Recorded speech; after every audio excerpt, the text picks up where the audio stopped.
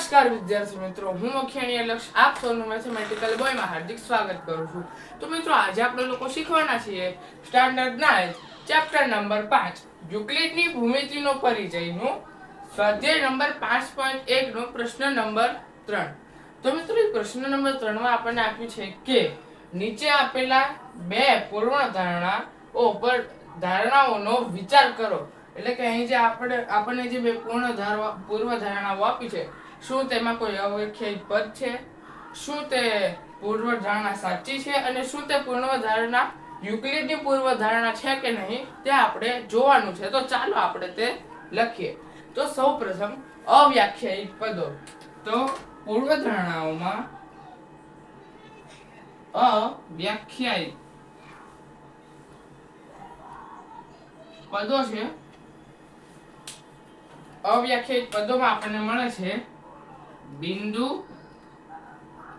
હવે અવ્યાખ્યાયિત પદો શું તે આપણે સૌપ્રથમ સમજીએ. તો અવ્યાખ્યાયિત પદો એટલે કે જે પદોના કોઈ વ્યાખ્યા ન હોય. હવે અહીં છે બિંદુ અને રેખા. હવે આપણે આગળના વિડીયોમાં જોયું હતું કે અહીં આપણને રેખાખંડની એક વ્યાખ્યા આપી હતી. તો ઘણીવાર એવું થાય કે રેખાખંડની વ્યાખ્યા એટલે કે તે રેખાની જ વ્યાખ્યા થઈ. તો નહીં, રેખા અને રેખાખંડ બંને અલગ અલગ હોય છે, જેથી રેખાની વ્યાખ્યા મળતી નથી, પરંતુ રેખાખંડની વ્યાખ્યા આપણને મળે છે. ત્યારબાદ બિંદુ. તો આપણે લોકોએ રેખાખંડની આપણે વર્તુળની ત્રિજ્યામાં જોયું હતું કે જે બિંદુ છે તે મધ્ય બિંદુ છે, પરંતુ તે જે વ્યાખ્યા હતી તે વર્તુળની ત્રિજ્યાની વ્યાખ્યા હતી, એટલે બિંદુની વ્યાખ્યા પણ મળતી નથી. ત્યારબાદ હવે શું તે પૂર્વધારણા સાચી છે? તો હા, આપણે લખીશું કે હા, આપેલ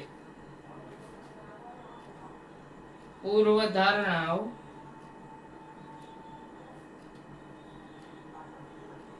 સુસંગત એટલે કે સાચી છે.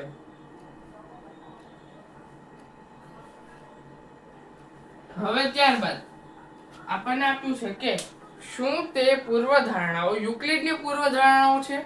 તો આપણે યુક્લિડની પૂર્વધારણાઓ આપણે આગળની જે થિયરી આપેલી છે આપણને ટેક્સ્ટ બુકની અંદર, તેમાં આપણને આ બે પૂર્વધારણાઓ યુક્લિડની પૂર્વધારણામાં જોવા મળે છે, જેથી આપણે અહીં લખીશું કે હા,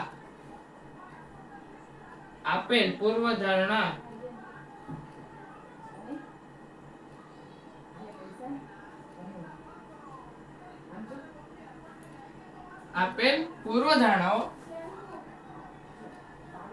યુક્લિડની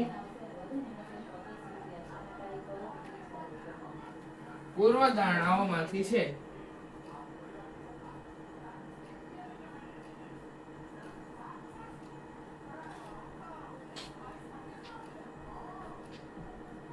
હવે તો આની સાથે અહીં આપણો પ્રશ્ન નંબર 3 પણ પૂર્ણ થાય છે.